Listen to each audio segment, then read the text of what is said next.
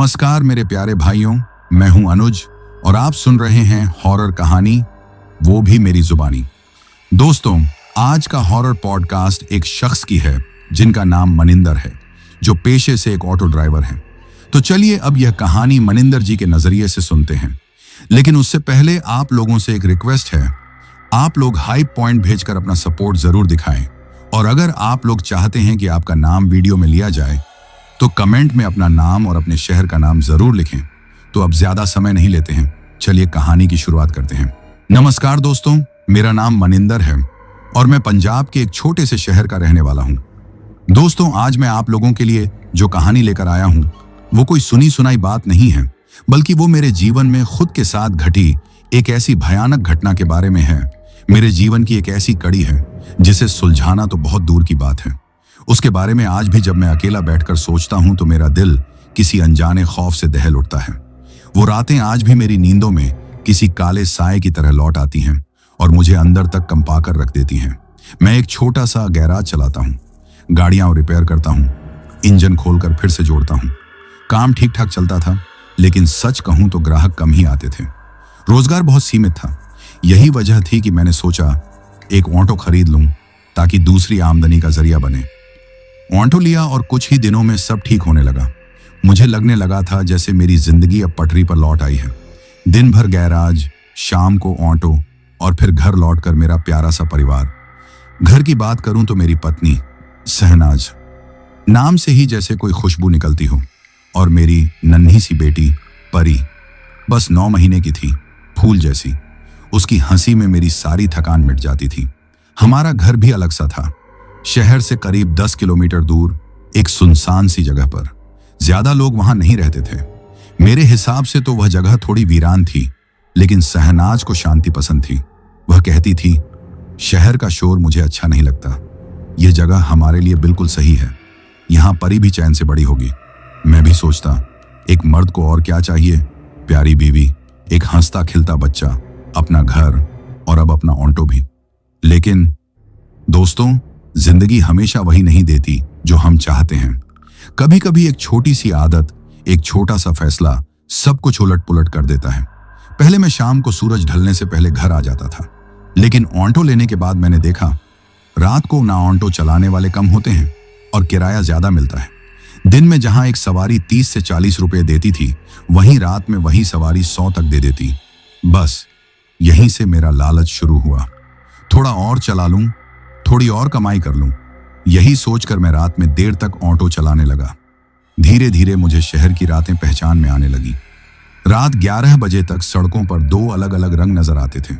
एक तरफ चमक दमक, होटल के बाहर शोर शराबा, बाहर से निकलते लड़के, रिक्शों की दौड़, और दूसरी तरफ गहरी अंधेरी गलियां, सुनसान चौक, वीरान बस स्टॉप। मुझे लगता जैसे शहर के 2 चेहरे हैं, एक दिन का, एक रात का। और सच्चाई यह है कि रात वाला चेहरा कहीं ज्यादा भयानक था। एक दिन गैराज से सीधा ऑटो उठाकर मैं शहर निकल पड़ा। आधी रात होने वाली थी। आसमान में काले बादल गरज रहे थे, बिजली चमक रही थी। ऐसे मौसम में सवारी मिलना मुश्किल होता है, लेकिन जो मिलती है वो मोटा किराया देकर ही बैठती है। उस रात लगभग 10 बजे का समय था। मैं अपना ऑटो हाईवे पर चला रहा था। चारों तरफ अंधेरा था, बस कहीं कहीं ट्यूबलाइट टिमटिमा रही थी। सड़क पर सन्नाटा पसरा था। अचानक मैंने देखा कि एक स्टैंड पर 3 लड़कियां खड़ी थीं। उनके चेहरे रोड लाइट की हल्की पीली रोशनी में दिख रहे थे। उन्होंने हाथ हिलाकर मुझे रोका।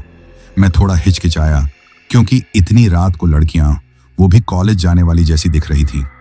ये मुझे अजीब लगा, लेकिन फिर मैंने सोचा शायद कहीं से लौट रही होंगी और लिफ्ट चाह रही होंगी।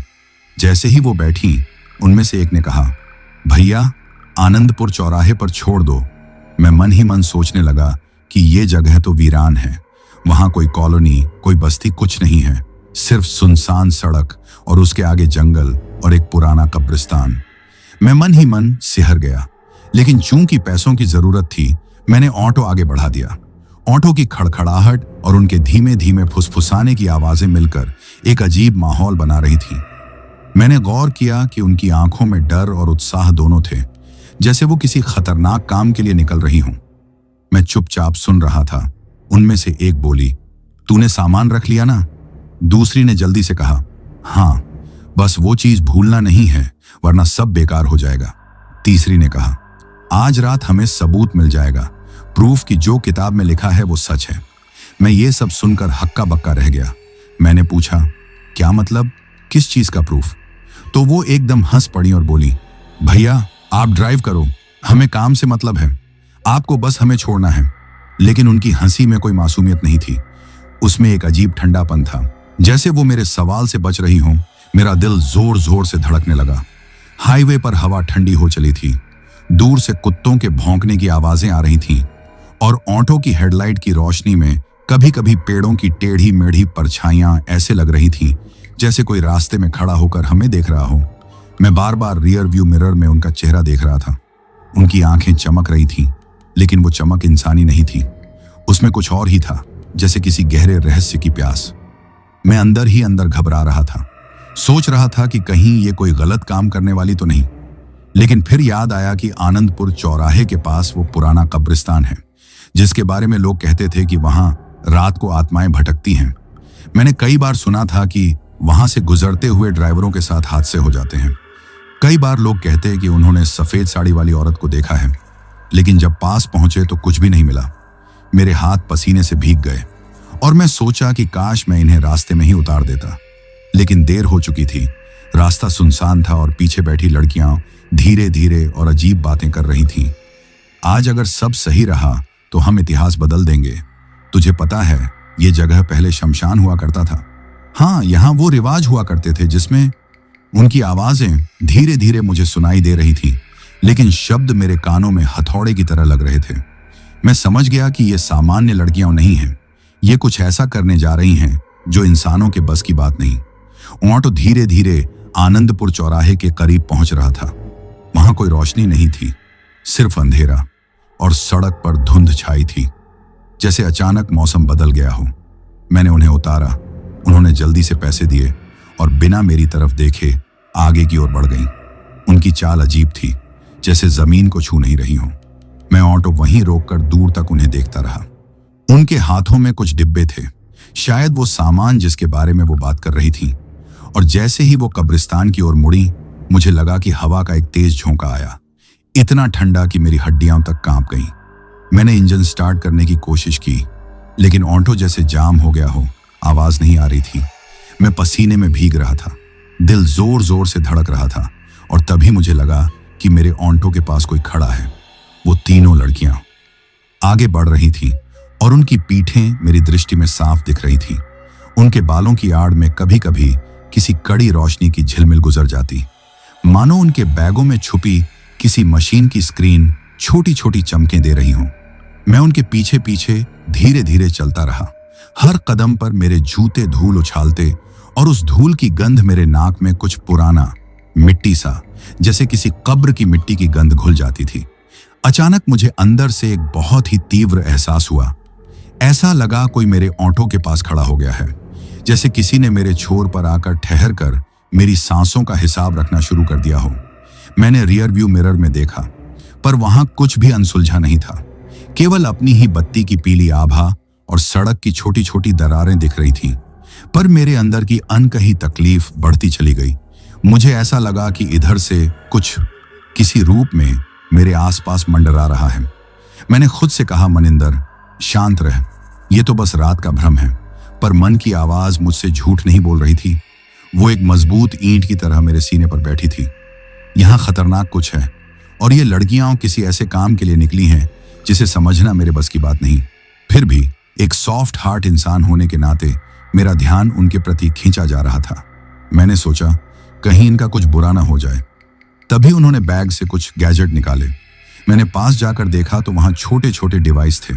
एक पॉकेट सा रेडियो, एक हाथ में थर्मामीटर जैसा कुछ जो हवा की ठंडक नाप रहा था, एक छोटा स्क्रीन जिस पर बार बार लहरें आ जा रही थीं, और कुछ तार जो वे किसी छोटे से रिमोट से जोड़ रही थीं। उनकी उंगलियों की चाल में डर और उत्साह का ऐसा मिला जुला असर था कि मैं फिर से सिहर गया। एक तरफ उनकी उम्र मेरे बच्चों की उम्र से थोड़ी ज्यादा लग रही थी, लगभग 20 से 25, और दूसरी तरफ उनके चेहरे पर जो ठंडक थी वह इंसानी संवेदना से परे थी। मैंने उससे पूछा, तुम लोग क्या कर रही हो इतनी रात में? एक ने धीरे से कहा, हम सुपरनैचुरल डिटेक्ट करना सीखते हैं भैया, रिसर्च के लिए निकली हैं। मैंने थोड़ा मुस्कुराने की नाकाम कोशिश की, पर उनकी आंखों की चमक ने मेरी हंसी को ठोक दिया। वे बताने लगी कि कपड़ों के नीचे एक नक्शा है और आज रात कुछ खास होने वाला है। आनंदपुर चौराहे के पास कुछ पुरानी रीतियां आयोजित होती थी और उन्होंने सुना है कि वहां वो अब भी मौजूद रहती है, और हमारी टीम ने तय किया है कि आज सिद्ध कर दें कि मिथक सच है। उनकी बातों में जिस कमीज की हिम्मत थी वह मेरे दिल को छू गई, पर किसी तरह का बैकग्राउंड सिग्नल भी मेरे अंदर बज रहा था, जैसे कोई घंटी लगातार बज रही हो। और मैंने तब महसूस किया कि मैं उन्हें ढूंढने नहीं बल्कि उन्हें बचाने आया हूं। मैं अपनी आवाज को दबाकर केवल इतना कह पाया, ठीक है, मैं तुम्हें छोड़ देता हूं, ध्यान रखना। और ऑटो चलाते हुए मैं उनके पीछे पीछे चला। हवा में एक अजीब ठंडक दौड़ रही थी जिसने मेरी त्वचा पर अच्छे से गुजरा तो मैं कंपकपा उठा। रास्ते के दोनों तरफ के पेड़ों की शाखाएं मानो हाथों की तरह फैलकर हमें घेर रही थीं। उनकी परछाइयां हेडलाइट पर सलेटी और काला सा पैटर्न छोड़ रही थीं, जैसे कोई सिलसिला छूटते हुए दिखाई दे रहा हो। रास्ते के उस मोड़ के पास जहां वह सुनसान इलाका शुरू होता था, एक पुराना शमशान सा मैदान दिखाई दिया। एक ऐसा शमशान जिसमें पहले लकड़ी के ढेर जला करते थे, पर अब केवल कुछ टूटी फूटी दीवारें और पत्थरों के टुकड़े बचे थे। वहां हवा में कुछ ठहर ठहर आवाजें भी आईं, कहीं से किसी बचे हुए घंटी की खनक, तो कहीं से मिट्टी में दबे हुए किसी गाने की बासी धुन। और मैंने देखा कि उन तीनों के कदम अचानक तेज हो गए। उनकी सांसें थोड़ी ऊंची हुईं और उनका रुख सीधा शमशान की ओर था। उनकी पीठें अब और भी स्पष्ट दिखने लगी थीं। बैगों के सिलवटों से कुछ धातु का झिलमिल बाहर झांक रहा था, शायद वही गैजेट्स, और उन गैजेट्स की स्क्रीन पर कुछ छोटे छोटे अक्षर चमक रहे थे जिन्हें मैं समझ नहीं पा रहा था। तभी मुझे लगा किसी ने मेरे पैरों के पास कदम रखे, बिल्कुल वैसे ही जैसे मैं एक कदम रखता। वही दूसरा कदम मेरे साथ रखता गया। मेरी रीढ़ में एक ठंडी लकीर सी चल गई और मेरे कानों में एक पेशानी की तरह का खनखनाहट सा उत्पन्न हो गया। मेरे गले में रेत जम गई और मैंने पसीना महसूस किया। मैं मुड़कर नहीं देख पाया, मेरा मन एक धुंध में फंसा हुआ था। फिर भी मेरी हालत ऐसी थी कि मैं अपना डर छुपाकर उन्हें बताना चाहता था कि मैं यहां हूं, किसी तरह सुकून मिले, पर मेरे पैर कदम उठाने से इनकार कर रहे थे। मैं भागने लगा और भागते हुए अचानक हवा में एक चीख सी उठी। वह आवाज मेरी अपनी हो या किसी और की, मैं नहीं जानता, पर वह मेरे साथ दौड़ने लगी। मानो मेरे कदमों की ही तरह खींचती हुई आवाजें मेरे अंदर गूंजने लगी। जब मैं भागा तो देखा कि वे तीनों अचानक मुझसे दिखना बंद हो गईं। उन्हें खोजना मेरे लिए और भी कठिन हो गया। अंधेरे ने जैसे हाथ फैलाकर उन पर पर्दा डाल दिया था। मैं तेज गति से दौड़ता हुआ गया और एक जगह पर अचानक किसी ठोस चीज से टकराकर मैं गिर पड़ा। गिरते समय मेरी हथेलियां खुरदरी जमीन पर चिटक गईं, घुटने फट गए और मेरे कपड़े मिट्टी से सने गए। मैंने पीछे मुड़कर देखा, वहां कुछ नहीं था, बस गहरी चांदनी की कमी, और मेरे चारों ओर सिर्फ छिथड़ों सी खामोशी फैल गई थी। और तभी वह आवाज भी अचानक रुक गई, जैसे कोई रेडियो जिसे अचानक बंद कर दिया गया हो। साथ ही उस ठंडी हवा का वह झोंका जो अभी तक मेरा पीछा कर रहा था कुछ धीमा पड़ गया, पर मेरी हड्डियों में जमे भय का कोल्डर अभी भी मौजूद था। मेरी आंखों से आंखें मिलाकर कोई देख रहा था, पर मैं कुछ देख नहीं पा रहा था। एक अजीब सी लखनऊ सी चुप्पी छाई हुई थी और तभी थोड़ी दूर से लड़कियों की आवाज फिर आई, पर वे अब इंसानी स्वर में नहीं थी। उनकी आवाजें खनसती हुई किसी मिश्रित स्वर की तरह थीं, जिसमें बचपन की चीख, किसी बूढ़े की खांसी और किसी जानवर की गुर्राहट पिघलकर एक साथ आई। उन्होंने कहा, इसे यहीं सेट करो, यहीं पर होना है। और उनके शब्द जैसे जमीन में गाड़कर मेरे दिमाग पर ठोक दिए गए। मैं उस आवाज की ओर बढ़ा जैसे कोई अनजाना चुंबक मुझे अपनी ओर खींच रहा हो, और हर कदम पर मुझे किसी प्राचीन रिवाज की गूंज सुनाई दे रही थी। एक मंत्र के समान दोहराव, एक थरथराती हुई ताल जो हवा को काटती हुई आगे बढ़ रही थी। मेरे कानों में अभी भी उनकी फुसफुसाहट गूंज रही थी, तेज लो, अब नहीं तो देर हो जाएगी। पंथ, पंथ ला। मैंने झट से देखा तो उनकी उंगलियां उस बैग में से किसी कांच की छोटी बोतल निकाले जो लाल सा द्रव लिए थी, और एक छोटी सी मटके जैसी चीज जिसे उन्होंने जमीन पर रखा। उन्होंने एक गोल सा निशान बनाया और उसके चारों ओर छोटे छोटे पैटर्न बनाकर मिट्टी को उखाड़ा। शायद वो कोई आरेख था, और उनके गैजेट्स की स्क्रीन पर अचानक एक तरह की फ्रीक्वेंसी उछलने लगी जो पहले नहीं दिख रही थी। तभी मेरे कानों में एक पुरानी कथा की तरह कुछ शब्द गूंजे, बुजुर्गों की बातें, कि इस जमीन पर वर्षों पहले कोई ऐसा अनुष्ठान हुआ करता था जिसमें जमीन के नीचे घुसकर किसी को बुलाया जाता था, किसी को जो अब वहां वापस लौटना चाहता था, और यदि उसे बुला लिया जाए तो वो लौटकर अपने लिए एक रूप धारण कर लेता है। मुझे यह सब सुनकर जैसे खून सूखने लगा। मेरी सांस फूल रही थी और मैंने अपने आप को चमकते हुए ऑटो की सीट पकड़कर खींच लिया। पर मेरी वजह से घटना का मार्ग नहीं बदला। वे लगातार अपने चक्र में लगे रहे, जैसे कोई मशीन बिना थके घूमती हो।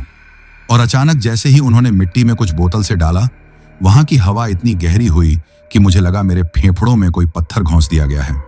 मेरी आंखों के सामने अंधेरे में अचानक कुछ पतली रेखाएं चमकीली हुई और एक ठंडी दर्द भरी आवाज ने मेरे नाम लिया। नहीं, मैंने अपना नाम नहीं सुना, पर मेरी आत्मा पर एक हाथ रखा गया सा लगा। मैं चिल्लाना चाहता था पर मेरी आवाज खोई हुई थी। तभी मैंने देखा कि जो आवाजें मैं पहले इंसानी समझ रहा था वे अब कुछ और दिखने लगी। उन तीनों के पीछे परछाइयां बड़ी होने लगीं और वे परछाइयां लड़कियों के साथ मेल नहीं खा रही थी। उनकी परछाइयां भौहों से ऊपर खींची हुई थी, मानो उनके हिस्से में कुछ और बैठा हो। मेरी रूह में एक ऐसी ठंडक समा गई कि मैं कांप पड़ा और तभी हवा में बिजली की एक तेज चमक आई, जैसे किसी ने आकाश में कोई चाकू घुमाया हो। और उसी क्षण उन तीनों ने एक साथ अपनी आंखें अपने चेहरे से हटाई और मुझे देखा। उनकी आंखें बिल्कुल खाली थीं। उनमें मानवता का अक्स नहीं बचा था, सिर्फ एक खोखला उजाला था। उनकी आवाज अब पूरी तरह से बदल चुकी थी। आजा, उन्होंने कहा, तू गवाह है, तू हमारे साथ है। और जैसे ही उन्होंने कहा, किसी ने मेरे कानों में मेरे जीवन के सबसे कड़वे पलों की यादें डाल दी। मेरी पत्नी की मुस्कुराहट, मेरी बेटी की पहली हंसी, मेरी मां की दुआ, ये सारी बातें मेरे दिल से छीन ली गईं और उनके बदले मुझे पुरानी गूंजती हुई स्मृतियां मिली। रक्त, दर्द, भूला हुआ रोना। मैं जम गया क्योंकि मैं समझ गया था उन तीनों का मकसद क्या हो सकता है। वह मकसद मेरा इस्तेमाल करके किसी दरवाजे को खोलना था, और वह दरवाजा मेरा नहीं, उन लोगों का अतीत और भविष्य दोनों था जिसका भार वे अपनी पीठों पर लेकर चल रही थीं। मेरी खोपड़ी में एक प्रकार की हलचल हुई और मेरी आंखों के सामने सब कुछ धुंधला हो गया। पर उस अंधेरे में अचानक एक तेज रोशनी ने मेरे भीतर की कोई दीवार तोड़ दी। मैं भागना चाहता था लेकिन मेरे पैर जकड़े हुए थे। तब मैंने चिल्लाकर कहा, नहीं, तुम लोग क्या कर रही हो? ये मेरे बच्चों के लिए क्या होगा? पर कोई जवाब नहीं आया। उनकी हंसी केवल हवा में गूंज रही थी और उनकी हंसी में अब कोई मानवता नहीं बची थी, सिर्फ अनकही ख्वाहिशें। उसी समय जमीन से एक आवाज निकली, एक गहरी कर्कश आवाज जो मानो किसी बहुत पुराने समय की थी। लाओ, उसने कहा, वह अधूरा है। और उन तीनों ने मिलकर एक छोटा सा घेरा बनाकर मेरी ओर इशारा किया। इसे रखो यहां, वे बोली, और मेरे अंदर कुछ टूटता हुआ सा महसूस हुआ। मेरे कर्म, मेरी मोहब्बत, मेरी भूल, सब कुछ खोलकर उनकी ओट में रखा जा रहा था। मैं ऐसी कशमकश में था कि जान नहीं पा रहा था कि भागूं या खड़ा रहकर लड़ूं। पर तभी मेरी मां की आवाज कानों में आई। उसकी याद ने मुझे थोड़ा हिला दिया और जैसे जैसे मैं हिम्मत करने की कोशिश कर रहा था, एक युवा सी आवाज ने कहा, तुम्हें इसे रिकॉर्ड करना होगा, गवाह बनना होगा। और तभी मैंने अपनी जेब से उंगली उठाई, अपने फोन को पकड़ा और रिकॉर्ड करना शुरू कर दिया। शायद यह मेरा सबसे बेतुका फैसला था, पर मेरे अंदर की वो थोड़ी उम्मीद थी कि अगर कुछ हो भी गया तो कम से कम कोई साक्ष्य तो रहेगा। मेरी उंगली कांप रही थी। स्क्रीन पर रिकॉर्ड का लाल बटन धड़क रहा था और उन्होंने देखा कि मैं रिकॉर्ड कर रहा हूं। तब उनकी चाल और धीमी हो गई। वे मुझ पर मुस्कुराईं, पर उनकी मुस्कान से मेरे अंदर और भयानक खरोंच पड़ गई। उनकी हर मुस्कुराहट में कुछ ऐसे दांत थे जो किसी मानव के नहीं थे। वे जैसे मेरे अंदर के बुलाए गए किसी को पहचान रही थी। फिर अचानक एक एक करके जमीन के गड्ढे से छोटे छोटे स्फटिक निकले जो चांदनी में अलग अलग रंगों में चमकने लगे, और उन तीनों ने अपने हाथों में जो स्पर्श किया वह चारों तरफ फैल गया। हवा एक बार में सन्नाटे में बदल गई। पक्षियों की आवाजें गायब हुईं। किसी ने दूर दरार पर एक घंटी बजाई और सब कुछ जैसे थम गया। मैं वहीं खड़ा रहा, कैमरा रिकॉर्ड कर रहा था और मेरी आत्मा किसी पारदर्शी शीशे के भीतर फंसी हुई थी जो हर आवाज को मेरे भीतर घुसना और मेरे रूह को काटना जानती थी। उनकी आवाजें अब स्पष्ट थीं। तुम्हें गवाह बनना है, उन्होंने कहा, तुम्हारे परिवार की खुशियां यहां हमारे लिए द्वार हैं। और तभी किसी ने मेरे कान में धीरे से कहा, नहीं, यह कोई कान नहीं था, मेरी अपनी याद थी। तुमने लालच चुना, अब इसका फल चखो। और उस शब्द के साथ मेरी आंखों के सामने एक नजर आई।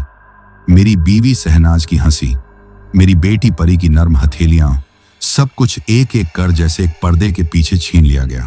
मैं चीखा और उस चीख के साथ मेरी जिंदा सा शरीर में अचानक बिजली सी दौड़ी और सब कुछ एक धुंध में बदल गया। जब आंखें फिर खुली तो मैं वहीं था, मिट्टी पर पड़ा, ऑटो कुछ दूरी पर खड़ा, और वहां तीनों नहीं थी। केवल मेरे फोन में रिकॉर्डिंग का लाल बटन अभी भी चमक रहा था, पर रिकॉर्डिंग में कुछ भी साफ नहीं था, केवल हवा की खनक और एक धीमा सा समंदर सा शोर। मैंने चिल्लाकर उनके नाम लिए, पर आवाज खो गई। और तभी मैंने देखा कि ऑटो की छत पर एक छोटे से चिपक गए चिन्ह में एक अजीब सा अक्षर छपा हुआ था, जैसे किसी प्राचीन लिपि का टुकड़ा। और मेरे हाथ में जो फोन था उसकी स्क्रीन पर एक नई फाइल बनी हुई थी। गवाह नहीं। मेरे अंदर का डर अब क्रोधित हो चुका था।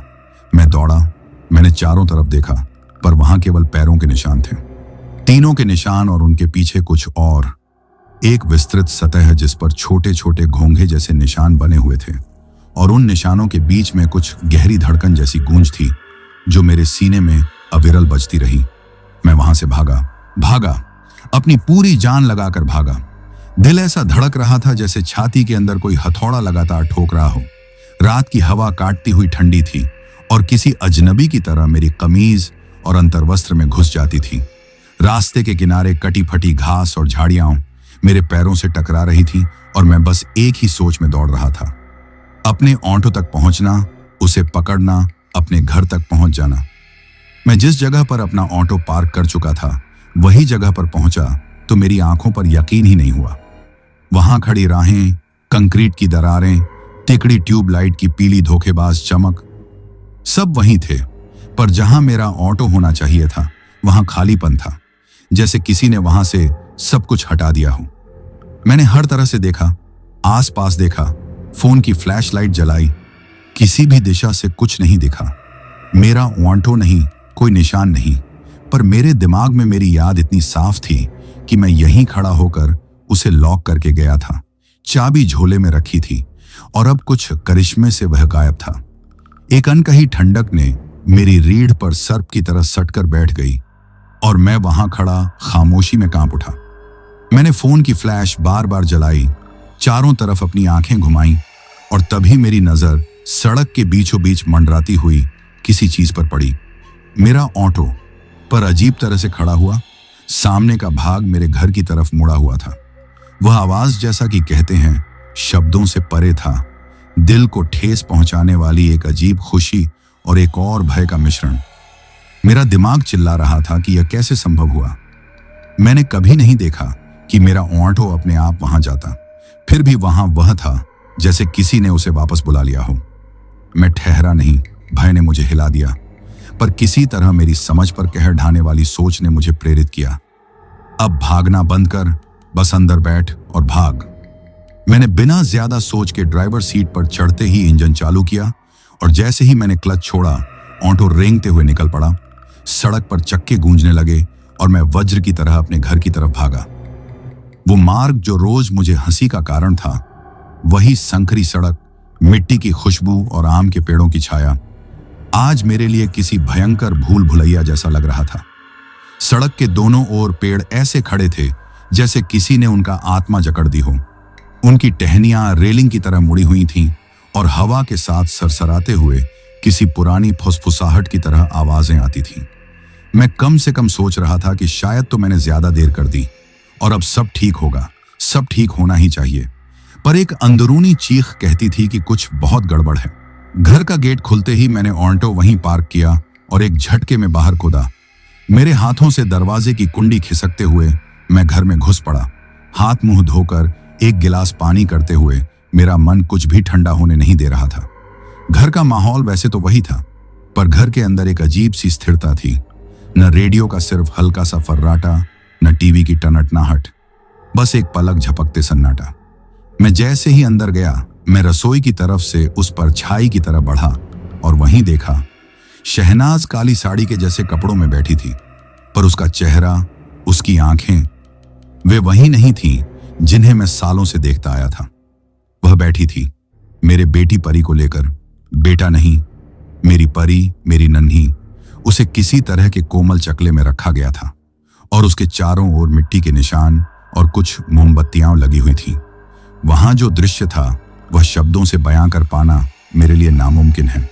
मेरी धड़कनें एक पल के लिए थम सी गईं। शहनाज ऊपर से नजर आई, पर उसकी नजर वैसी नहीं थी जो मैंने बचपन में पसंद की थी। उसकी आंखों में एक सर्दी, एक ऐसा खालीपन था जो वेशभूषा से भी भारी था। मैं जोर से रो पड़ा, शहनाज, तुम क्या कर रही हो? पर मेरी आवाज भीतर घुल गई। वो उठी, उसकी चाल धीमी पर निश्चित, और उसके हाथ में एक बड़ा सा चाकू था।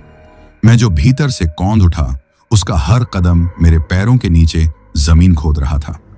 उस चाकू की धार यूं चमक रही थी जैसे चांद ने उसे पकड़ रखा हो, पर मैं जानता था कि धार की चमक कितनी खतरनाक भी हो सकती है। मैं पागलों की तरह उसके पास दौड़ा। मेरी उंगलियां हवा में लटकी रहीं, पर मैं कुछ नहीं कर पाया। मैंने रोते हुए कहा, ये क्या कर रही हो शहनाज? वह बच्ची, हमारी परी, उठाओ उसे। उसने अभी कहा था वह मुझे हंसाएगी, वो मेरा नन्हा फूल। पर मेरी बातों पर उसकी आंखों का खालीपन नहीं टूटा। उसने बिना किसी भाव के फोन अपनी झोली में रखा और बड़े सर्द तौर पर बोली, तुम्हें नहीं समझना होगा मनिंदर। उसकी आवाज मानो किसी और की आवाजों का पुट होकर अंदर से आ रही थी, एक साथ कई सुरों का मिश्रण। पर सबसे ज्यादा डरावनी बात यह थी कि वह शहनाज, मेरी पत्नी, उसे सुनकर जैसे मुस्कुरा रही थी, पर वह मुस्कान खूंखार थी। मेरे दिमाग में यह सब विश्वास के परे लग रहा था। मैं समझ नहीं पा रहा था कि यह सपना है या हकीकत। लेकिन जब मेरी नाजुक परी के माथे पर मेरा नाम लिखा होता है और वह आंचल की गर्मी से सुरक्षित होनी चाहिए, और अब वही सुरक्षित नहीं, तो मेरे अंदर कुछ टूट गया। मैंने उसे अपने गोद में उठाने की कोशिश की, पर मेरी हाथों ने जिस नाजुकता का इंतजार किया वह नहीं मिला। परी की आंखें आधी खुली थीं, उसका चेहरा सुस्ता, उसके कपड़ों पर कुछ धब्बे थे। मैं आगे बढ़कर अपनी हथेली उसने चेहरे पर रखा, पर मेरा हाथ ठंडा था, बहुत ठंडा। किसी ने उसकी हंसी छीन ली थी और जगह पर एक स्तब्धता रख दी थी। मेरा चीत्कार इससे गूंज उठा कि परी, परी, पर मेरी आवाज कुछ भी बदल नहीं पाई। तभी मेरी पत्नी ने अपना हाथों से पूरी ताकत चाकू पे डाली और जोर से परी के 2 टुकड़े कर दिए। मैं अंदर से मर चुका था, अब मुझ में और जीने की चाह नहीं बची थी। तभी शहनाज ने धीरे से, बिल्कुल शांत स्वर में कहा, अब सब खत्म हो चुका है मनिंदर। वह इतनी ठंडी थी कि मेरी रूह कांप उठी। मैंने उसका हाथ पकड़ने की कोशिश की, पर वह मेरे हाथ को हटाकर मेरे सामने आई और चाकू को अपने पास ही घुमाकर अपनी छाती की तरफ मोड़ लिया। इस हरकत में कोई क्रूरता नहीं थी, बल्कि उसकी चाल में किसी तरह की परम आनंद का एहसास था, मानो वह किसी समारोह की रस्म निभा रही हो और मैं बीच में बस एक तमाशाई था। मैंने चिल्लाया, यह सब बंद करो शहनाज, तुम मेरी हो, मेरी परी की मां हो। पर मेरी आवाज पर वह नजर उठाकर मुझे ऐसे देखा जैसे मैं कोई किताब का पन्ना हूं जिसे पढ़कर फाड़ दिया जाए। फिर उसकी हंसी निकली, एक हल्की धीमी हंसी, और उसने चाकू मेरी ओर घुमाया। मैं चाहता था कि वह मुझ पर वार करे ताकि सारा सिर दर्द एक ही झटके में खत्म हो जाए, लेकिन उसने ऐसा नहीं किया। वह मेरे पास आकर मेरे चेहरे के पास झुकी और मेरे कान में बोलते हुए, तुमने अपने लिए जो चुना उसे अब तुम सहो, उसने कहा। फिर उसने चाकू वहीं घुमाया और अपनी ओर खींच लिया और जोर से अपने पेट में घोंप लिया। मैं अपनी पूरी जान लगा के चिल्लाया। तभी अचानक से शहनाज रसोई से भागकर आई। उसके हाथ में अब भी आटे का निशान था, चेहरे पर घबराहट, पर आंखों में वही फिक्र। क्या हुआ? अच्छा, चीखे क्यों? और परी? वो तो सामने कमरे में खेल रही थी, हंस रही थी। मेरा सिर घूम गया। क्या मैं पागल हो रहा हूं? मैंने अभी खुद उन्हें मरते हुए देखा था और अब सब ठीक था। मैंने बात टाल दी, कुछ नहीं, बस थक गया हूं। पर मैं जानता था, शहनाज ने मेरी आंखों में देख लिया था कि अंदर कुछ टूटा है। उस रात का खाना जैसे मशीन की तरह खाया। परी मेरी गोद में थी, शहनाज मेरे पास बैठी थी, उसकी उंगलियां मेरी हथेलियों को दबा रही थीं। मैं हर बार उसकी ओर देखता तो लगता कि यही असली है, और फिर अचानक दिमाग में वो तस्वीर घूम जाती। गला कटा हुआ, खून से लथपथ, वही चेहरा। खाने के बाद जब सब सो गए तो मैं भी करवट लेकर लेटा, पर नींद कहाँ आने वाली थी। करीब आधी रात के बाद अचानक मेरी आंख खुली। पलक झपकते ही पूरा शरीर सुन्न हो गया, क्योंकि कमरे के कोने में मेरी छोटी सी परी खड़ी थी। हाँ, वही परी जो अब तक अपने पैरों पर ठीक से खड़ी भी नहीं हो पाती थी। वो एकदम सीधी खड़ी थी। उसके नन्हे हाथ में एक चमकता हुआ चाकू था। मैं जड़ हो गया। उसकी आंखें, वो नन्ही आंखें जो मुझे देखकर हंसनी चाहिए थीं, उनमें नफरत थी, अजनबीपन था। वो मुझे घूर रही थी, जैसे मुझे काट कर रख देगी। परी! मेरी आवाज कांप रही थी। शहनाज मेरी बगल में आराम से सो रही थी। उसे कुछ नहीं पता था। मैंने दोबारा कोने की तरफ देखा और वहां कोई नहीं था। दिल धक धक करके बाहर निकलने को था। मैंने हड़बड़ाकर शहनाज को झकझोरा। परी कहाँ है? वो नींद में आंखें मलते हुए बोली। क्या हुआ? परी तो मेरी तरफ ही सो रही है। और सच में वो शांति से शहनाज की बाहों में थी। मैंने खुद को समझाने की कोशिश की, शायद सपना था, पर उस नन्ही मुस्कान की तस्वीर वो मेरी आंखों में घड़ी हुई थी। पूरी रात नींद नहीं आई। हर साया, हर कोना मुझे काटने को दौड़ रहा था। सुबह किसी तरह चाय पी, फिर ऑटो लेकर निकल पड़ा। काम करने का मन बिल्कुल नहीं था। हर ग्राहक को उठाते हुए लगता कि कहीं उसकी शक्ल बदलकर वही डरावनी शक्ल न बन जाए। दोपहर होते होते हिम्मत टूट गई। मैंने ऑटो वापस कर दिया और जल्दी घर लौट आया। घर का दरवाजा खुला था। अंदर कदम रखते ही एक सर्द हवा मेरे चेहरे से टकराई। शहनाज! मैंने आवाज लगाई। कोई जवाब नहीं। घर सुनसान था। मैंने फोन मिलाया। उसने उठाया। आवाज सामान्य थी, पर उसमें थकान थी। हाँ, मैं बाजार गई हूं, थोड़ी देर में आ रही हूं। बाजार? मैंने पूछा। तुम घर पर नहीं हो? वो हंसी। क्या हुआ, ऐसे क्यों पूछ रहे हो? कुछ नहीं, मैंने झूठ बोल दिया, पर मेरे माथे पर पसीना था, क्योंकि जैसे ही मैंने किचन की तरफ नजर डाली, मुझे साफ साफ दिखा शहनाज वहीं खड़ी थी। उसके चेहरे पर एक ठंडी डरावनी मुस्कान थी। हाथ में वही बड़ा सा चाकू। वो धीरे धीरे मेरी तरफ बढ़ रही थी। शहनाज! मेरे गले से आवाज फंसकर निकली और तभी फोन पर वही आवाज आई। अच्छा, मैं रास्ते में हूं, जल्दी पहुंचती हूं। मैंने फौरन पलक झपकाई। किचन खाली था। मैं जमीन पर बैठ गया, पसीने से तर। ये सब क्या हो रहा है? उस रात मैंने तय किया कि सब रिकॉर्ड करूंगा। मोबाइल को कमरे में रखा, कैमरा ऑन किया। हम सब डिनर कर रहे थे, हंस रहे थे। कैमरे में सब नॉर्मल दिख रहा था, पर जैसे ही घड़ी 12 के करीब पहुंची, सब कुछ बदल गया। रिकॉर्डिंग में देखा, परी धीरे धीरे उठी, आंखें खोलकर सीधी कैमरे की तरफ देखने लगी। उसकी मुस्कान, ओह भगवान, वो मुस्कान! वो चुपचाप मेरे पास आकर खड़ी हो गई। रिकॉर्डिंग में मेरा ही चेहरा है।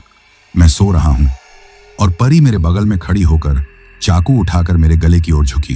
फिर स्क्रीन अचानक ब्लैक हो गई। मैंने हड़बड़ाकर कैमरा गिरा दिया। ये बच्ची मेरी परी है या कुछ और? अब मैं दिन रात सोचता हूं, वो पहली रात का मंजर सच था या झूठ? शहनाज और परी सचमुच मर चुके हैं और मैं उनके सायों के साथ रह रहा हूं, या ये सब मेरे दिमाग का खेल है? पर जब भी मैं परी की मासूम मुस्कान देखता हूं, मेरे कानों में वही ठंडी आवाज गूंजती है, पापा, आपने मुझे बचाया क्यों नहीं? उस रात मैंने जैसे ही शहनाज को देखा, मुझे लगा कि अब अगर मैं यह सब भीतर दबा कर रखूंगा तो शायद मैं धीरे धीरे पागल हो जाऊंगा। मेरे अंदर एक ऐसा बोझ था जो मेरे सीने को कुचल रहा था। मैंने ठान लिया कि अब और छुपाना नहीं है। मैंने उसके सामने बैठकर गहरी सांस ली और कांपती हुई आवाज में कहना शुरू किया, शहनाज, सुनो, मैं तुमसे एक बात छुपा रहा था कई दिनों से। वो मेरी ओर देख रही थी। उसकी आंखों में चिंता साफ थी। उसने धीरे से कहा, क्या बात है मनिंदर, तुम इतने घबराए हुए क्यों हो? बताओ ना। और बस मैंने बिना रोके सब कुछ कहना शुरू किया। जिस रात मैंने उन 3 लड़कियों को ऑटो में बैठाया, उस चौराहे तक का सफर, वहां का भयानक माहौल, उनका अचानक बदल जाना, मेरे घर लौटने पर तुम्हारा और परी का अजीब रूप, चाकू, लहूलुहान दृश्य, और फिर दोबारा सब कुछ सामान्य दिखना, मैंने उसे सब बता दिया, बिना कोई हिस्सा छुपाए। जब मैं बोल रहा था तो मेरी अपनी ही आवाज मुझे किसी अजनबी की तरह लग रही थी, जैसे ये सब मेरा अनुभव न होकर किसी और की कहानी हो। लेकिन आंखों के आगे वो सब तस्वीर की तरह घूम रहा था। मैंने बोलना खत्म किया तो शहनाज कुछ देर तक खामोश रही। वो सिर्फ मुझे देखती रही, जैसे शब्द ढूंढ रही हो। फिर अचानक उसने मेरी हथेलियां अपने हाथों में थाम ली और जोर से पकड़कर बोली, मनिंदर, तुमने ये सब मुझसे क्यों छुपाया? तुम अकेले इस डर का सामना करते रहे। तुम जानते हो अगर ये सब सच है तो तुम्हारे लिए कितना भारी होगा। मेरी आंखों में आंसू आ गए। मैंने कहा, मुझे डर था कि तुम सोचोगी मैं पागल हो गया हूं, लेकिन मैं कसम खाकर कहता हूं शहनाज, ये सब मैंने अपनी आंखों से देखा है। कभी तुम सब मुझे सामान्य दिखते हो और कभी उसी रात की तरह खून, चाकू, मौत। मैं समझ नहीं पा रहा हूं कि ये सब भ्रम है या सच। उसने मेरी तरफ देखा। उसकी आंखों से आंसू बह निकले। फिर उसने मुझे कसकर गले से लगा लिया। उसकी आवाज मेरे कान में धीमी धीमी गूंज रही थी, मैं यही हूं मनिंदर, मैं वही शहनाज हूं। देखो, मुझे छूकर देखो, मैं तुम्हारी पत्नी हूं, कोई और नहीं। हम दोनों मिलकर इसका सामना करेंगे। तुम अकेले नहीं हो। उस पल मेरे दिल से मानो एक बड़ा पत्थर हट गया। मुझे थोड़ी राहत मिली, लेकिन दिमाग के भीतर अब भी वो रात चिल्ला रही थी। सुबह होते ही शहनाज ने कहा, ये जो कुछ भी है इसका जवाब हमें ढूंढना होगा। चुपचाप बैठे रहने से कुछ नहीं होगा। चलो किसी तांत्रिक के पास चलते हैं। मैंने थक कर कहा, क्या तांत्रिक सच में मदद कर पाएगा? अगर ये सब मेरी मानसिक हालत है तो? वो बोली, अगर तुम्हें लगता है ये सब तुम्हारे दिमाग का खेल है तो भी हमें किसी से बात करनी होगी, और अगर सच में कोई अनहोनी है तो हमें रोकथाम करनी पड़ेगी। मैं तुम्हारे साथ हूं। उसकी आंखों में सच्चाई और दृढ़ता थी। उस वक्त मुझे लगा कि शायद यही ताकत मुझे चाहिए थी। हम सुबह करीब 9 बजे घर से निकले। शहनाज को किसी जान पहचान से एक तांत्रिक का पता पहले से था। वो शहर के किनारे पुराने मंदिर के पास एक छोटे से घर में बैठता था। जगह पर पहुंचे तो वहां का माहौल ही अजीब था। घर बाहर से मिट्टी और लकड़ी से बना हुआ था। दीवारों पर नींबू लाल मिर्च लटके हुए थे। दरवाजे पर राख की मोटी लकीर खींची गई थी। अंदर से अगरबत्ती की गंध आ रही थी, लेकिन उसके साथ साथ एक अजीब सी सीलन और पुरानी मिट्टी की गंध भी थी। हम जैसे ही अंदर गए, तांत्रिक एक पुराने आसन पर बैठा मिला। उसके चेहरे पर झुर्रियां थीं, आंखें लाल सी और बेहद गहरी। ऐसा लग रहा था जैसे वो हमें देखकर हमारे अंदर झांक रहा हो। शहनाज ने धीरे से कहा, बाबा, हमें आपकी मदद चाहिए। तांत्रिक ने मेरी ओर देखा और कुछ क्षण चुप रहा, फिर बोला, जो कुछ तुम्हारे साथ हो रहा है वो साधारण नहीं है। तुम सही समय पर मेरे पास आए हो। अगर थोड़ा और देर हो जाती तो शायद ये जो दृश्य तुम देख रहे हो वे पूरी तरह सच हो जाते। उसकी बात सुनकर मेरा दिल धड़क उठा। मैंने कांपते हुए पूछा, मतलब ये सब भ्रम नहीं है? वो धीमे स्वर में बोला, नहीं, ये भ्रम नहीं, लेकिन इसे मैं भी पूरी तरह नहीं रोक पाऊंगा। इसके पीछे बहुत बड़ी शक्ति है, ऐसी शक्ति जो आम मंत्र तंत्र से काबू में नहीं आती। मैं तुम्हें कुछ उपाय दूंगा, पर असली समाधान मेरे गुरुजी के पास है। उनके पास मन सिद्धियां हैं, शायद वही तुम्हें बचा सकें। उसने मुझे कुछ सामग्री दी, लाल धागा, राख और एक ताबीज। उसने कहा, इसे अपने साथ रखना जब तक गुरुजी तक पहुंचो, यह तुम्हें थोड़े समय तक बचाएगा। फिर उसने एक पर्ची पर पता लिख कर दिया, जाओ और तुरंत जाओ, समय बर्बाद मत करना। जिस शक्ति से तुम टकरा गए हो वो चौराहे की है, और चौराहे पर जो कुछ हुआ था उसका असर अब तुम्हारे घर और तुम्हारे खून तक पहुंच चुका है। मेरे बदन में सिहरन दौड़ गई। हम तुरंत वहां से निकले और उस पते की ओर चल दिए। रास्ता लंबा था, लेकिन मेरे दिल में एक ही बात थी, अगर ये तांत्रिक इतना डरा हुआ है तो गुरुजी कितने शक्तिशाली होंगे। गुरुजी का घर गांव के एक कोने में घने पीपल के पेड़ों के बीच था। वहां पहुंचते ही जैसे माहौल बदल गया। बाहर हवा बहुत ठंडी थी। पेड़ों पर कौवे बैठे थे और लगातार काम कर रहे थे। दरवाजा खुला था। मैं हिचकते हुए अंदर गया और तभी, मनिंदर बेटा, अंदर आओ, एक गहरी आवाज गूंजी। मैं सन्न रह गया। ये कैसे जानते हैं मेरा नाम? मैंने तो इन्हें पहली बार देखा है। मैं घुटनों के बल उनके सामने बैठ गया। मेरे साथ शहनाज और परी भी थी। मैंने कांपते हुए कहा, गुरुजी, मेरे साथ बहुत कुछ हुआ है। उन्होंने शांत भाव से कहा, सब बताओ विस्तार से। और मैंने एक बार फिर पूरी कहानी सुनाई, इस बार पहले से भी ज्यादा गहराई से। मेरी बात सुनकर गुरुजी ने आंखें बंद कर ली। उनका चेहरा बिल्कुल शांत था, लेकिन उनकी सांसें गहरी हो चुकी थीं। वे कुछ बुदबुदाते रहे। कुछ देर बाद उन्होंने आंखें खोली और लंबी सांस ली। जो कुछ तुमने देखा है वो सिर्फ तुम्हारा डर नहीं, वो एक जगह का शाप है। जिस चौराहे पर तुम रुके थे वो कोई साधारण जगह नहीं है। मैंने कांपते हुए पूछा। क्या है वहां? उन्होंने कहा। वो चौराहा तांत्रिकों का पुराना अड्डा था।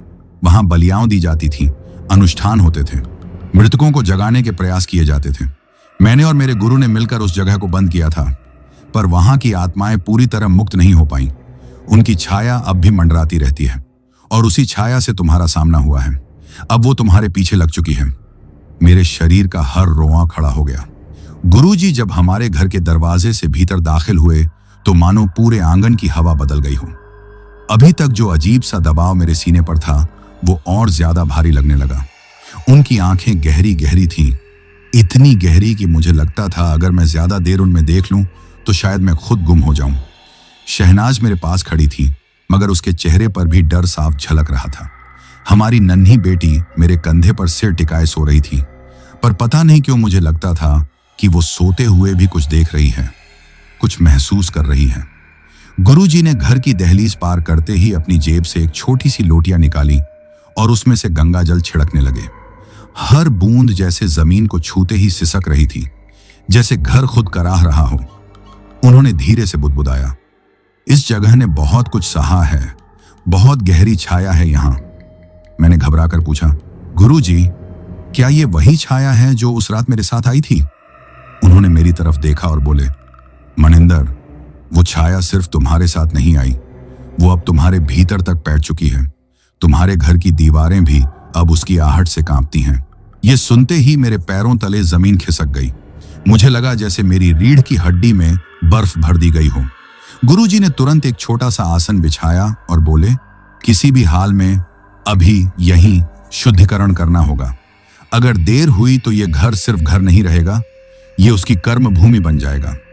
उन्होंने शहनाज से कुछ चावल, कपूर और मिट्टी का दिया लाने को कहा। शहनाज दौड़कर रसोई से सब ले आई। जब तक वो चीजें आईं, मैं बस यही सोच रहा था, क्या सच में ये घर मेरा नहीं रहा? क्या वाकई मैं अपनी पत्नी और बेटी को किसी ऐसी जगह ले आया हूं जहां मौत से भी बदतर कुछ उनका इंतजार कर रहा है? गुरुजी ने हवन शुरू किया। धुएं से पूरा कमरा भर गया, मगर वो धुआं साधारण नहीं था। उसमें से अजीब सी गंध आ रही थी, कभी जैसे जली हुई हड्डियों की, कभी जैसे गीली मिट्टी की और कभी जैसे खून की लोहे वाली गंध। मैं खांसने लगा, मगर गुरुजी ने हाथ उठाकर इशारा किया कि कुछ भी हो, मंत्र सुनते रहना। उनकी आवाज ऊंची और भारी होने लगी। शब्द मेरे कानों में हथौड़े की तरह पड़ रहे थे। अचानक दीवारों से खरोंचने जैसी आवाज आने लगी, जैसे कोई अपने नुकीले नाखूनों से दीवारों को रगड़ रहा हो। शहनाज डर के मारे मेरी बांह कसकर पकड़ चुकी थी। तभी हमारी बेटी, जो अब तक सो रही थी, अचानक चीख मारकर उठ बैठी। उसकी आंखें बंद थीं, मगर वो गुरुजी की आवाज के साथ साथ वही मंत्र बोलने लगी, बिल्कुल उसी लय में, उसी आवाज में। मेरी आत्मा जैसे शरीर छोड़ दे। इतना बड़ा बच्चा, इतनी भारी आवाज, असंभव। गुरुजी ने जोर से एयुम नमः काल भैरवाय पुकारा और हमारी बेटी अचानक बेहोश होकर गिर गई। मैं उसे संभालने के लिए भागा, मगर गुरुजी ने सख्त लहजे में कहा, अभी मत छूना, वो उसके असर में थी। अगर तुम उसे छू लेते तो वो असर सीधे तुम्हारे शरीर में उतर जाता। ये सुनकर मैं पसीने पसीने हो गया। करीब आधे घंटे तक ये हवन चला। हर मंत्र के साथ दीवारों से आने वाली खरोंचें और ज्यादा तेज हो रही थीं, जैसे कोई बाहर निकलना चाहता हो। अचानक छत पर एक जोर का धमाका हुआ, जैसे कोई भारी चीज कूद पड़ी हो। हमारी नजरें ऊपर गईं, मगर वहां कुछ नहीं था। गुरुजी ने घड़ी की तरफ देखा और धीमे स्वर में बोले, वक्त बहुत कम है मनिंदर, ये जगह मैं हमेशा के लिए साफ नहीं कर सकता। ये शक्ति बहुत पुरानी है, बहुत गहरी है। इसे सिर्फ रोका जा सकता है, हराया नहीं। मैं कांपती आवाज में बोला, तो हम करें क्या गुरुजी? उन्होंने कहा, यह घर छोड़ दो, जितना जल्दी हो सके। ये जमीन अपवित्र है, यहां रहोगे तो छाया तुम्हें जिंदा खा जाएगी। मैं तुम्हें और तुम्हारे परिवार को सिर्फ इतना समय दे रहा हूं कि तुम निकल सको, बाकी ऊपर वाला मालिक है। उन्होंने मेरे और शहनाज के हाथ में एक एक लाल धागा बांधा। उसके मंत्रोच्चारण से वो धागा जैसे गर्म हो गया हो। मेरी कलाई जलने लगी, मगर गुरुजी बोले, ये धागा मत उतारना, ये तुम्हारे और उसके बीच आखिरी दीवार है। उस रात हमने घर में रहकर हिम्मत नहीं की। हम तीनों पड़ोस के शर्मा जी के घर सोए, मगर नींद मुझे फिर भी नहीं आई। आधी रात को जब मैं खिड़की से बाहर देख रहा था तो साफ देखा, हमारा घर, जो बस कुछ ही कदम दूर था, उसकी हर खिड़की से धुंध जैसी काली परछाइयां झांक रही थी, जैसे कोई मुस्कुराकर मुझे बुला रहा हो। अगली सुबह मैंने बिना देर किए अपना ऑटो बेच दिया, गैराज का ताला हमेशा के लिए बंद कर दिया और उसी शाम हम अपना सामान समेटकर गांव लौट आए। गांव लौटकर पहली ही रात मुझे ऐसा सुकून मिला जैसे बरसों से थका हुआ शरीर आखिरकार चैन की नींद सो पाएगा। हवा में मिट्टी की खुशबू थी, खेतों से झींगुरों की आवाज आ रही थी और आसमान में तारे ऐसे चमक रहे थे जैसे किसी ने अंधेरे कैनवास पर अनगिनत दीपक टांग दिए हों। मैंने मन ही मन सोचा, अब सब खत्म हो गया, अब वो डर पीछे छूट चुका है। लेकिन सुकून का वो पल ज्यादा देर तक नहीं टिक पाया। सुबह उठते ही शहनाज बोली, मनिंदर, ये देखो। उसने हमारी छोटी बेटी के हाथ की तरफ इशारा किया। उसकी कलाई पर जो गुरुजी ने लाल धागा बांधा था, वो धागा आधा जला हुआ था, जैसे किसी ने रात को अंगारे से उसे छू लिया हो। मेरे गले से आवाज ही नहीं निकली। गुरुजी ने साफ कहा था, ये धागा तुम्हारे और उसके बीच आखिरी दीवार है, और अगर ये धागा जल रहा है तो इसका मतलब साफ था। वो छाया हमें गांव तक पीछा करते हुए आ चुकी थी। दिन भर मैंने अपने आप को काम में उलझाए रखा। खेतों में गया, पुरानों दोस्तों से मिला और लोगों को यही बताया कि शहर में सब बेचकर अब हमेशा के लिए गांव में रहूंगा।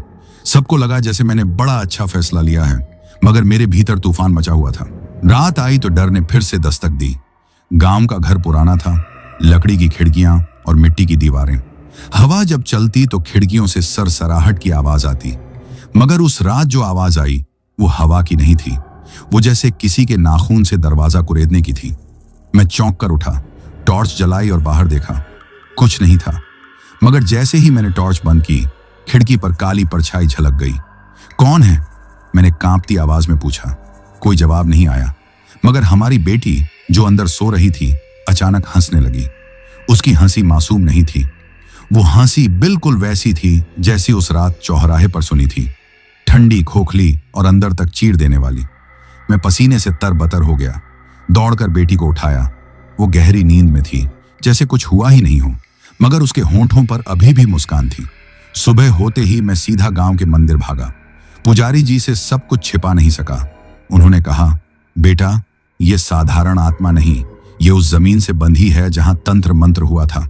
तू भले ही यहां आ गया, लेकिन उसका संबंध अब तुझसे जुड़ गया है। जब तक उस बंधन को नहीं तोड़ेगा, ये तुझे चैन से जीने नहीं देगी। मैंने हाथ जोड़कर पूछा, तो क्या करूं मैं? उन्होंने कहा, इस गांव से उत्तर दिशा में एक पुराना किला है। लोग कहते हैं वहां कभी महान साधक रहते थे। अगर कहीं समाधान है तो वही मिल सकता है, मगर रास्ता आसान नहीं है। वहां जाने का मतलब है कि तू सीधा उसका सामना करेगा। मेरे पास अब कोई और रास्ता नहीं था। मैंने निश्चय कर लिया, चाहे कुछ भी हो, मुझे उस किले तक जाना होगा। शाम को मैंने शहनाज को सब बताया। वो कांप गई, मगर बोली, अगर यही उपाय है तो हमें करना ही होगा। हम भागते भागते कब तक जिएंगे? उस रात जब पूरा गांव सो चुका था, मैं बाहर आंगन में बैठा था। आसमान बादलों से ढका हुआ था और बीच बीच में बिजली कौंध रही थी। तभी अचानक मेरे सामने वही परछाई आ खड़ी हुई, काली, बिना चेहरे वाली, मगर उसकी आंखों की जगह दो गहरे लाल अंगारे चमक रहे थे। उसने कुछ नहीं कहा, बस धीरे धीरे अपना हाथ उठाया और मेरी तरफ इशारा किया। मेरा पूरा शरीर सुन्न पड़ गया। अचानक मेरे कानों में आवाज गूंजी, मनिंदर, अब भागना मत, आ मेरे पास। मुझे लगा जैसे मेरी आत्मा शरीर छोड़कर उसके पीछे भागने लगेगी। तभी शहनाज आंगन में आई और जोर से बोली, एयूएम नमः शिवाय। उसकी आवाज जैसे बिजली बनकर गिरी। वो परछाई एक झटके में पीछे हट गई और हवा में घुल गई। मैं वहीं जमीन पर गिर पड़ा। शहनाज ने मुझे उठाया और बोली, अब और देर मत करो, हमें किले तक जाना ही होगा। हमने तय कर लिया कि सुबह होते ही उस पुराने किले की ओर निकलना है। रात जैसे तैसे कट गई। नींद तो आई ही नहीं, बस आंखें बंद करते ही वहीं परछाई दिखती रही। सुबह जब सूरज निकला तो मैंने गाड़ी नहीं बल्कि बैलगाड़ी ली। सोचा कि मशीनों की आवाज से ध्यान भटक सकता है, लेकिन बैलों के कदमों की थाप में एक अजीब सा भरोसा था, जैसे वो हमें सही जगह ले जाएंगे। गांव से उत्तर की तरफ रास्ता सुनसान था। खेतों के बाद घना जंगल शुरू हो जाता था। सूरज ऊपर था, लेकिन पेड़ों की छाया इतनी गहरी थी कि भीतर जाते ही अंधेरा सा महसूस होने लगा। हवा बिल्कुल ठंडी और भारी थी, जैसे हर सांस लेने पर कोई बोझ उतर रहा हो। शहनाज बच्ची को गोद में लेकर चुप थी। उसकी आंखों में डर साफ दिख रहा था, मगर वो हिम्मत कर रही थी। मैंने भी खुद को संभालने की कोशिश की, मगर भीतर कहीं ना कहीं लग रहा था कि हम अपनी मौत की ओर जा रहे हैं। करीब 2 घंटे बाद जंगल के बीचों बीच वो किला सामने दिखा। टूटी हुई दीवारें, आधे गिरे बुर्ज और बीच में काले पत्थर से बना मुख्य द्वार। उसके ऊपर झाड़ झंखाड़ उग आया था, लेकिन फिर भी उसमें एक अजीब सी शक्ति महसूस हो रही थी। जैसे ही हमने किले की दहलीज पार की, अचानक हमारी बैलगाड़ी वहीं रुक गई। बैल जमीन पर बैठ गए और आगे बढ़ने से इनकार कर दिया। मैंने उन्हें कितना भी खींचा, वो नहीं उठे। उनकी आंखों में ऐसा डर था कि मुझे भी कंपकंपी छूट गई। मजबूरी में हमने गाड़ी वहीं छोड़ दी और पैदल भीतर गए। किले के अंदर हवा और भी ठंडी थी। हर दीवार पर तंत्र मंत्र जैसे निशान उकेरे हुए थे। जगह जगह राख बिखरी थी और मुझे साफ महसूस हो रहा था कि यहाँ कभी बड़े स्तर पर अनुष्ठान हुए होंगे। अचानक बच्ची रोने लगी। उसकी रोने की आवाज पूरे किले में गूंज गई। उसी पल सामने अंधेरे में लाल लाल आंखें चमक उठी। वही परछाई, वही जिसने मेरा पीछा गांव तक किया था। शहनाज मेरे पीछे खड़ी हो गई। मैंने कांपते हुए आवाज निकाली, तू कौन है? हमसे क्या चाहता है? उसने कोई जवाब नहीं दिया, लेकिन उसके चारों तरफ धुंध गहराने लगी। धुंध से इंसानी शक्लें निकलने लगीं, जली हुई, चीखती हुई, अधमरी आत्माएं। उनमें से एक ने मेरे कान के पास आकर फुसफुसाया, ये वही जमीन है जहां हमें जिंदा जलाया गया था और अब तुम्हें हमारी जगह लेनी होगी। मेरा पूरा शरीर जड़ हो गया। शहनाज ने बच्ची को कसकर पकड़ा और जोर से मंत्र बोलना शुरू किया, जो गुरुजी ने हमें सिखाया था। उसकी आवाज गूंज रही थी, लेकिन परछाई और तेज होती जा रही थी। अचानक हमारी बेटी ने अपनी मासूम हथेलियां जोड़कर वही मंत्र दोहराना शुरू कर दिया। मैं हैरान था, यह कैसे हो सकता है? मेरी बेटी बोल भी मुश्किल से पाती थी, मगर उसके होंठ मंत्र के हर शब्द को दोहरा रहे थे। जैसे ही उसने तीसरी बार मंत्र पूरा किया, पूरा किला हिलने लगा। छत से धूल गिरने लगी, दीवारों पर बने तांत्रिक निशान चमकने लगे। वो परछाई चीख पड़ी, ऐसी चीख जो इंसानी नहीं थी। उसके बाद जो हुआ, उसने मेरी रूह हिला दी। परछाई ने अपना हाथ उठाया और सीधा मेरी बेटी की ओर इशारा किया। हवा में जोर का तूफान उठा, जैसे कोई अदृश्य ताकत उसे हमारी बाहों से खींच रही हो। मैंने पूरी ताकत से अपनी बच्ची को पकड़ लिया। शहनाज भी उससे लिपट गई। तभी अचानक हमारे बीच गुरुजी की आवाज गूंजी, मत छोड़ना, ये आखिरी परीक्षा है। हमने चारों तरफ देखा, मगर गुरुजी कहीं नहीं थे। बस उनकी आवाज हवा में तैर रही थी। परछाई अब और गुस्से में आ गई थी। उसके शरीर से धुंध निकलकर हमें जकड़ने लगी। मैं घुटने लगा, सांस रुकने लगी। लगा अब बचना नामुमकिन है। तभी हमारी बेटी ने अचानक तेज चीख मारी, ऐसी चीख जिसमें डर नहीं था, बल्कि एक अलग ही शक्ति थी। उस चीख के साथ ही उसके शरीर से तेज रोशनी फूटी। वो रोशनी इतनी तीखी थी कि मेरी आंखें बंद हो गईं। जब मैंने आंखें खोलीं तो परछाई गायब थी। बस राख का ढेर पड़ा था और किले की दीवारें धीरे धीरे ढह रही थीं। हम तीनों बाहर भागे। जैसे ही हमने किले की दहलीज पार की, पीछे पूरी इमारत जमीन में धंस गई। ऐसा लगा जैसे वो कभी अस्तित्व में थी ही नहीं। मैं जमीन पर गिर पड़ा, हांफता हुआ। शहनाज और बेटी मेरे पास थी। सूरज की किरणें पेड़ों के बीच से आ रही थीं और पहली बार मुझे लगा कि शायद हम सच में बच गए हैं। उस दिन के बाद से हमने कभी उस जगह का नाम तक नहीं लिया। हमने कसम खाई कि अपनी बेटी को उस सच्चाई से दूर रखेंगे। मगर एक डर अब भी भीतर कहीं जिंदा है कि अगर वो परछाई राख से फिर उठ खड़ी हुई तो। कभी कभी रात को मेरी बेटी नींद में मुस्कुराती है। उसकी मुस्कान बिल्कुल वैसी होती है जैसी मैंने उस रात चौराहे पर सुनी थी, और तब मेरी नींद उड़ जाती है। तो दोस्तों, यही मेरी कहानी थी। मैं मनिंदर आज भी जी रहा हूं, लेकिन ये नहीं जानता कि मैंने उस रात सच में जीत हासिल की या वो सिर्फ एक और खेल था उस परछाई का। तो दोस्तों, यह कहानी यही खत्म हुई। अब जिन भाइयों ने अपना नाम वीडियो में कमेंट किया था, उनका नाम लेते हैं।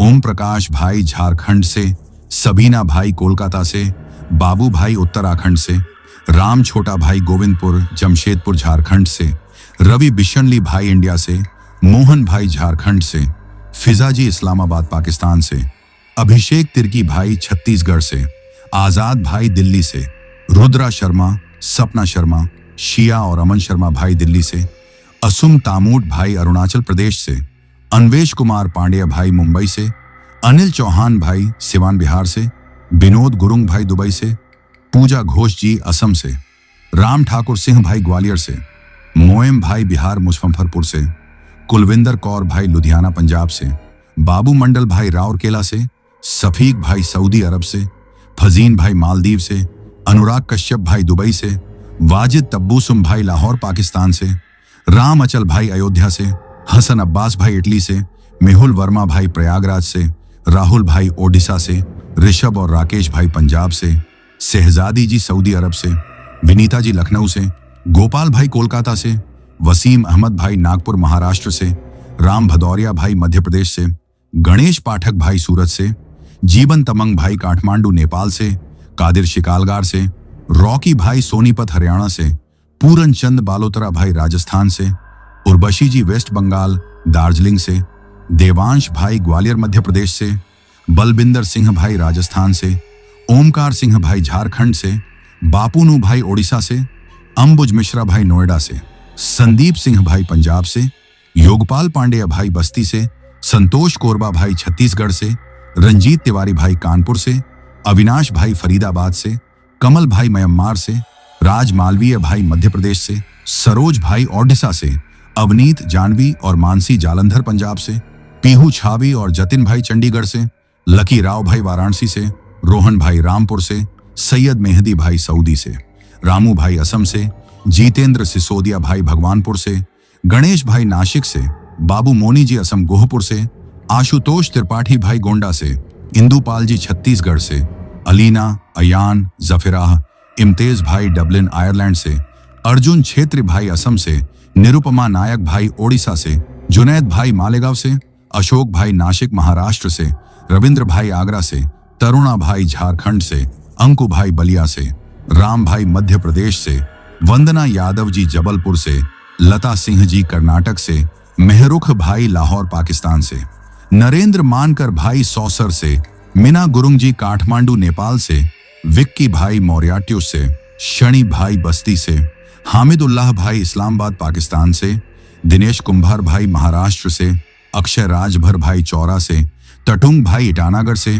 सफदार अब्बास भाई रावलपिंडी पाकिस्तान से, लकी भाई इटली से, इकबाल भाई जर्मनी से, अशोक कुमार भाई उदयपुर राजस्थान से, असद वसीम भाई पाकिस्तान से, सन्नी नायक भाई झारखंड से, यूएस हर्ष तिवारी भाई लाहौरी सिरसा प्रयागराज से, अविनाश सिंह भाई फरीदाबाद से, भूपेन भाई असम गुवाहाटी से, अनुजी मुंबई से, पूनम धानक जी गुजरात राजकोट से, जसबीर भाई समाना पंजाब से, मजीद भाई मालदीव से, कृष्णा गुरप्रीत भारद्वाज भाई दिल्ली से, जस्टिन राजा भाई असम से, शाहिद भाई मुंबई से, रियाज शाहजमाल भाई अलीगढ़ से, हाफिजा भाई जूनागढ़ से, सुखदेव भाई फरीदाबाद से, उषा शाहजी सिलगुरी से, साबिर भाई सीतामढ़ी से, भास्कर भाई दुबई से, अमन सिंह भाई इंग्लैंड से, सूरज सूजले भाई महाराष्ट्र से, मुन्ना भाई म्यांमार से, दिवाकर मोहर भाई कुलेश्वर से, साहिल खान भाई नागपुर महाराष्ट्र से, गुरफान खान भाई उत्तर प्रदेश से। और जिन भाइयों ने अपना नाम कमेंट किया है लेकिन उनका नाम वीडियो में नहीं लिया गया है, तो भाइयों आप लोग टेंशन ना लें, आप लोगों का नाम अगली वीडियो में जरूर लिया जाएगा। और अगर आप लोग भी चाहते हैं कि आपका नाम वीडियो में लिया जाए तो अपना नाम और अपने शहर का नाम वीडियो में कमेंट करें। अगर आपको यह कहानी पसंद आई हो तो वीडियो को लाइक और चैनल को सब्सक्राइब करें ताकि और भी डरावनी कहानियां आप तक पहुंच सकें। कहानी को अंत तक सुनने के लिए दिल से धन्यवाद दोस्तों। आज के लिए बस इतना ही, मिलते हैं जल्द ही कुछ नई कहानियों के साथ। तब तक के लिए अपना ध्यान रखिए।